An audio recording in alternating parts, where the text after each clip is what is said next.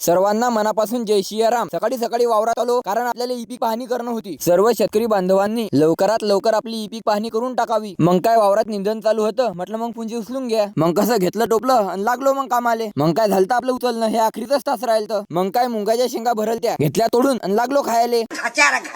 ऊन चांगलं तर पुरायलं। दुपारचा टाइम झालता, पराठी बी सोकत होती। म्हटलं मोटर चालू करून टाकू। पावसाळ्यामध्ये मोटर चालू करायचं काम नाही पडेल तर कुलूप आपण काही खोलत नाही। मग काय जाम झालं। मग काय तेलाची शिशी आणलच होती मीनं। कसे 2 थेंब टाकले पण ताबडतोब रिझल्ट भेटला आपल्याला। मग काय करून टाकली मोटर चालू। आता कसं पाण्याचं टेन्शन नाही। मग काय वावराला गेला टाटा आणि घरी चाललो गेलो। 6 वाजता येऊन पोहोचलो मी बोळडावर। ते कसं व्हिडिओ बनवायची प्रॅक्टिस करणं होती आणि एक डिंगडांगचा व्हिडिओ शूट केला। मग सोबत नांगचाकू बी घेऊन येलो होतो। मग नांगचाकूची प्रॅक्टिस केली। कसं करून पाहायचं इकी पवरायला तर आधी मोबाईल।